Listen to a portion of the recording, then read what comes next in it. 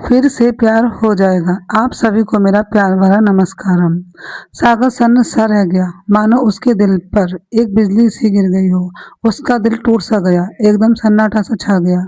सागर ने जब इधर उधर देखा तो सब उसे ही देख रहे थे। सभी उसे इस कदर देख रहे थे जैसे कि वह एक आवारा लड़का हो। कोई कुछ कह रहा था तो कोई कुछ। उसके कानों में आवाज आई कि सही पड़ा, ऐसे लोगों को ऐसा ही होना चाहिए। किसी ने कहा कि पहनावा तो अच्छे घर का सा है, पर हरकत ऐसी। इन सभी बातों को सुनकर सागर को ऐसा लगा जैसे कि वह भीड़ के बीचों बीच बिन कपड़ों के खड़ा हो। उसे भयंकर बेइज्जती महसूस हो रही थी। जब सागर ने स्नेहा की तरफ देखा तो गुस्से से पागल हो गया। थप्पड़ की चिंगारी ने उसके पूरे शरीर में एक आग सी जला दी थी। हाथ में जो फूल था उसे मसलते हुए वहीं फेंक दिया और वहां से जाने लगा। काजल ने सागर को रोकने की कोशिश की, लेकिन वह अनसुना करके वहां से चला गया। स्नेहा वहीं खड़ी रही, जैसे उसके पैरों को जमा दिया हो। आंखों में आंसू भर आए। बेसुध होकर सागर को जब तक देखती रही, तब तक वह उसकी आंखों से ओझल न हो गया। सागर गुस्से में पागल हुआ जा रहा था। बड़बड़ाते हुए अपने आप से कहने लगा कि प्यार नहीं करती थी तो मना कर देती, यूं सबके सामने थप्पड़ मारने की क्या जरूरत थी। जब सागर घर आया तो वह बहुत दुखी था। क्या हुआ सागर? पिता ने प्यार से पूछा। सागर बिना कुछ कहे अपने कमरे में चला गया। नीलुमा जी ने दुखी मन से साहिल से कहा, शायद आज भी अपने दिल का हाल नहीं कह पाया, इसलिए उदास है। मैं देख कर आता हूँ, यह कहकर साहिल जी आगे बढ़े, लेकिन नीलुमा जी ने उन्हें रोक लिया, यह कहकर कि उसे खुद संभलने दो। स्नेहा का रो रो का बुरा हाल था। अपनी ही बहन की शादी को ढंग से एंजॉय नहीं कर पा रही थी। काजल बोल पड़ी, देखकर थप्पड़ नहीं मार सकती थी? स्नेहा को रोता देख काजल ने स्नेहा को दिलासा दिया, कहा कल जब तुझे देखने आएंगे तब सॉरी बोल देना और सारी बात सच सच बता देना।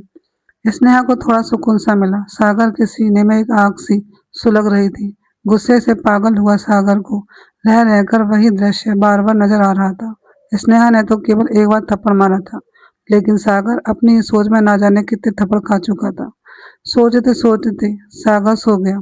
सपने में भी उसे वही सीन दिखाई दे रहे थे कि बहुत सारे लोगों ने उसे घेर रखा है, तरह तरह से उस पर इल्जाम लगा रहे हैं।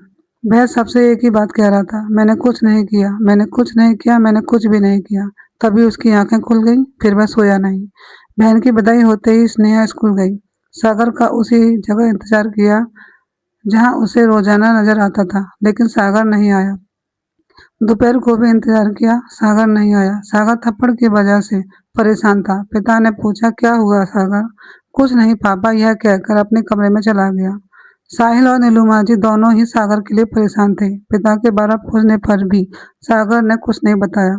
ऐसे ही कुछ दिन निकल गए, पर सागर को सुकून नहीं मिला। स्नेहा सागर का हर रोज इंतजार करती, पर सागर नहीं आया। सागर सोच सोच कर परेशान हो गया और उसने एक निर्णय ले लिया और कुछ सोचकर बाजार गया। वहां से उसने एक मंगलसूत्र खरीदा, साथ में सिंदूर भी खरीद लिया। घर आकर अपने मम्मी पापा से कहा, चलिए मेरे साथ।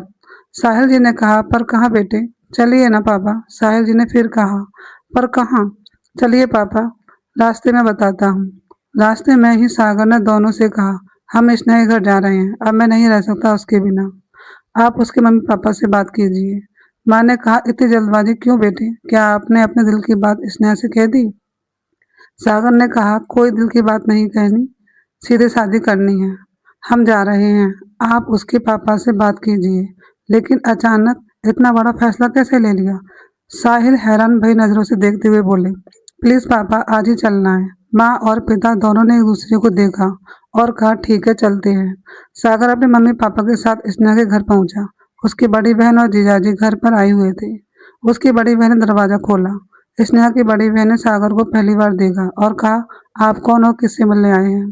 तभी स्नेहा के जीजाजी, अरे सागर, आप अंदर आइए ना।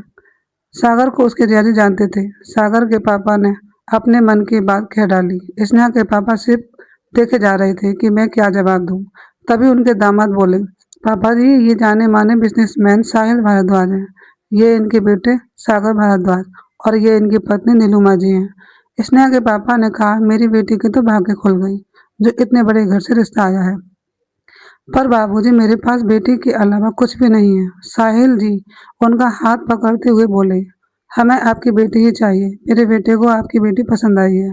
तभी काजल के साथ स्नेहा घर आती है और सागर को देखकर मुस्कुराती है। माफी के लिए आगे बढ़ी, तभी सागर उसकी तरफ गुस्से से देखते हुए बोला, हमें भी रिश्ता पसंद, आपको भी यह रिश्ता पसंद, क्यों ना यहीं शादी कर ली जाए। सागर अपनी जेब में से मंगलसूत्र निकालकर उसके गले में पहना देता है, फिर मांग में सिंदूर भर देता है। यह देखकर सभी हैरान हो जाते हैं। साहिल मुस्कुराकर कहते हैं, आजकल के बच्चे भी, और सागर के पास आकर कहते हैं, सागर इतनी जल्दबाजी क्यों? सागर ने कहा, पापा शादी ही तो करनी थी, तो कर ली, आप धूमधाम से रिसेप्शन कर लीजिएगा। लेकिन बेटे, पापा कुछ तो अलग होना चाहिए मेरी शादी में। स्नेहा ऐसे खड़ी रही जैसे उसके पैरों को जमा दिया हो। सभी खुश थे, पर स्नेहा खुश नहीं नजर आ रही थी। उसे सागर के चेहरे पर साफ साफ गुस्सा नजर आ रहा था, लेकिन अब कुछ नहीं हो सकता था। स्नेहा भी सभी के चेहरे पर खुशी देखी। वह भी सागर को चाहती थी, शादी भी करना चाहती थी, पर इस तरह से नहीं जिस तरह से सागर ने कर ली थी। वह वहीं खड़े खड़े रोने लगी। विदाई हुई और अपनी ससुराल आ गई। धूमधाम से रिसेप्शन हुआ। दुल्हन के लिबास में स्नेहा बहुत सुंदर लग रही थी। जो भी उसे देखता उसकी सुंदरता की तारीफ करता। नीलुमा जी भी इतनी सुंदर बहू पाकर फूले ना समा रही थी। रिसेप्शन के बाद सागर जब स्नेहा को घर लाया तो नीलुमा जी बेटे और बहू की नजर उतारी। घर का माहौल खुशमिजाज हो गया। चारों तरफ खुशियां खुशियां ही बिखरी हुई थी, लेकिन स्नेहा के चेहरे पर मायूसी, मन में घबराहट थी। किसी तरह वह अपने आप को संभाल रही थी। स्नेहा को जब कमरे में ले जाया गया तब स्नेहा हल्की सी मुस्कुराई। पूरा कमरा फूलों से सजा हुआ था। स्नेहा कमरे में बैठी सागर का इंतजार करने लगी। सोच रही थी कि जैसे ही सागर आएंगे माफी मांग लूंगी और सारी सच्चाई बता दूंगी। अगर उन्होंने मेरी बात ही ना सुनी तो। इन सभी बातों को सोच सोच कर उसका दिल बैठा जा रहा था कि ना जाने क्या होगा। जैसे ही सागर कमरे में आया, स्नेहा उसके कदमों की आवाज सुनकर घबरा सी गई। दिल उसका जोरों से धड़क रहा था। सागर पास आकर खड़ा हुआ और एक झटके में उसके घूंघट को ऊपर हटा दिया। स्नेहा आंखें झुकाई, हाथ जोड़कर सागर से माफी मांगने लगी। सागर, मुझे माफ कर दीजिए। सागर ने जोरदार थप्पड़ लगा दिया तो स्नेहा ने सागर के पैर पकड़ते हुए कहा, मेरी कोई गलती नहीं है सागर, जो भी हुआ इतना ही कहा। सागर ने स्नेहा के गालों को अपने हाथों से भींचते हुए उसकी कमर को पकड़कर अपने तरफ खींचा। स्नेहा ने कांपते हुए कहा, सागर मेरे दर्द हो रहा है, प्लीज छोड़िए ना, अभी तो ये शुरुआत है, देखती जा मैं क्या क्या करता हूँ। स्नेहा के मुंह से दर्द भरा आह निकला तो सागर ने उसके मुंह पर हाथ रखते हुए कहा, जितना रोना है चिल्लाना है इसी कमरे में। इस कमरे के बाहर अगर तेरी सिसकियां भी चली गई या मेरे मम्मी पापा के कानों तक पहुंची तो तेरी जवान खींच लूंगा, समझी? इतने गुस्से से सागर ने कहा कि स्नेहा की सांस ऊपर की ऊपर नीचे की नीचे रह गई। उसके मुंह से कुछ न निकला। हाथ जोड़कर कहने लगी कि जो हुआ अनजाने में हुआ, आप मेरा यकीन कीजिए। लेकिन सागर के कानों में तो थप्पड़ की गूंज इस कदर थी कि उसकी कोई बात सुनने को तैयार नहीं था, ना ही समझने को। स्नेहा की रात दर्द, आंसू और जख्मों के साथ खत्म हुई। सुबह उसने फुल बाजू का सूट पहना जिससे वह अपने जख्मों को छुपा सके, और हंसते हुए चेहरे के साथ नई सुबह का स्वागत किया। सास ससुर के पास गई, पैरों को छुआ और सबके लिए चाय बनाई। तब दोनों को आवाज दी। क्या होगा आगे कहानी में? क्या सागर स्नेहा को प्यार कर पाएगा? जानने के लिए सुनिए फिर से प्यार हो जाएगा। तो फ्रेंड, आपको कहानी का यह वाला पार्ट कैसा लगा कमेंट करके जरूर बताएं। अगर आपको यह कहानी पसंद आई है तो इसे लाइक करें, दोस्तों के साथ शेयर करें। आगे ऐसी कहानियों के लिए हमारे चैनल को सब्सक्राइब करें, बेल आइकन दबाना ना भूलें। फिर मिलते हैं इसी कहानी के थर्ड पार्ट के साथ। Thank you.